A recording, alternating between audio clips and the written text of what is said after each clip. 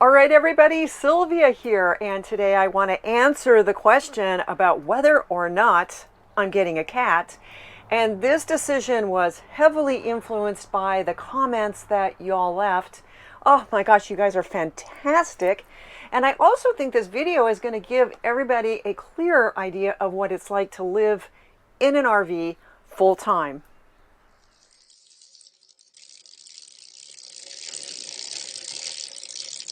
Come on, Myrtle. Let's go. All right, yes, so I really want to thank everybody for all the comments that you left. It helped me so much in making a decision about whether or not I should get a cat. And even though I have had this truck and trailer for a couple of years and I have been living full time in my trailer since last October, this whole lifestyle still feels very, very new, and any kind of decisions that I have to make, I really have to think it through. And I have spent a lot of time thinking about if I should get a cat and when I should get a cat. I've been following a lot of different YouTube channels, people living full time in their RVs, some in very big RVs, some closer to the size that I have, and a lot of people live in vans full time. And almost everybody has pets. And most people have more than one. They have a couple of dogs, they have a couple of cats. I followed a channel of these people that had 2 chickens, a duck, and a rabbit. And they all make it seem very, very easy. The pets all seem very comfortable in all of these different environments. But I have a feeling that all of these pets were part of the family before they moved into their RVs. And so they had the pets when they lived in a house, a condo, an apartment, and they were bonded with the pets. The pets had all of their toys. They were all very comfortable together. And so moving into the RV wasn't as big a deal as what I'm thinking of doing, starting with a brand new pet that I need to bond with. It needs to get comfortable in the trailer, riding in the truck, and I really want to have a cat that's going to be comfortable riding with me on my trike. I bought a bunch of things before I even started my full-time RV life. I put a basket on the back of my trike with the idea of having a cat ride in there. It's got a cargo net. I even put a little mirror on my trike so that I could keep track of my cat. I bought a window perch to put on the rear window of my trailer so the cat will have a really nice place to look outside. It even has a squishy pad. And I bought a booster seat so the cat can be elevated in the front seat of the truck and be able to look around while I'm driving. I bought a kit so the cat will not need a litter box, and this kit trains the cat to use the toilet. And I have decided that now is not the time to get a cat, but I think at some point I will, and I'll hang on to all these things and they'll come in handy at a later date. The reason why I was thinking about doing this now is I was thinking that it would be really great if I could get a pet when I'm stationary for at least a month. And I came to the desert. I'm camped behind a friend's Catholic church.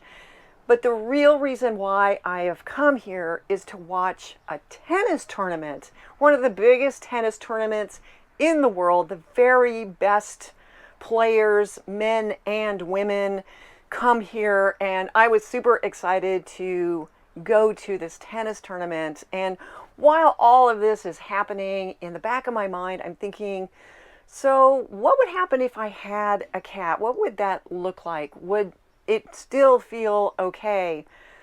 And I was thinking, my gosh, I'm at this tennis tournament for, maybe 5 hours a day, and then I'm coming back.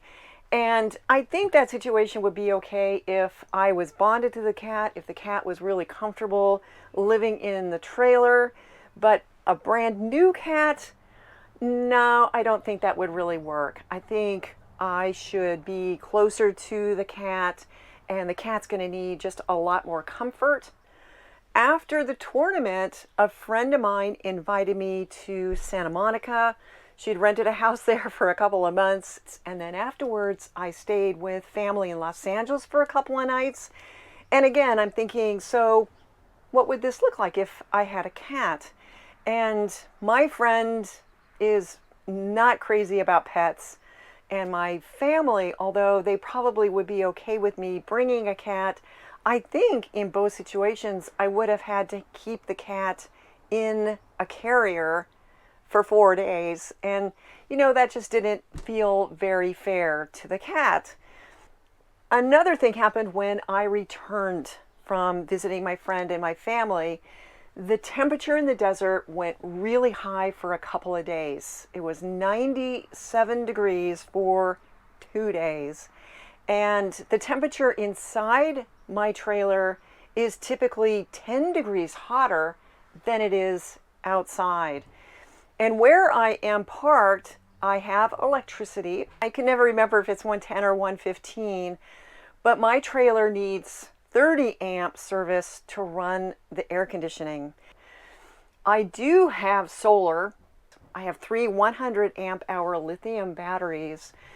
With the solar system that I have and the lithium batteries, I can run the air conditioning. But these batteries, it's not enough to run the air conditioning for very long, and those batteries are going to be depleted. The air conditioning is just a real power hog. The other thing is this air conditioning system is very, very loud. And when I had the solar system designed and installed, my thinking was it's so loud that I would probably be using my generator, which I have, and it works great, and I can run the AC using my generator, but it requires that I'm here because you've got that string, you got to pull the string, and then you can run it. But the whole thing is just so loud that I really don't like using the air conditioner. And if it's just me, I don't need to be in the trailer when it's really hot. Like right now, I am parked behind my friend's Catholic church. I can go into the church. There's air conditioning, there's Wi-Fi, there's TV. I can take care of a lot of things in the church that I would be working on here in the trailer. And then once the sun goes down, the temperature really cools off, and I don't need the air conditioning for sleeping because the trailer really cools off a lot. But I was thinking about this poor cat, and I really think that the air conditioning itself is just so loud that if I wasn't here to comfort the cat when that air conditioning comes on, would the cat be really freaked out by this very loud noise? And so, just given all of these different things, which are very particular to RV life, I kind of decided that this is not the time to get a cat. And I'm going to have to look at another time when I'm stationary, and I'll have the time and the energy to give to the cat, bond with the cat, make sure that the cat is comfortable in the environment before I move on.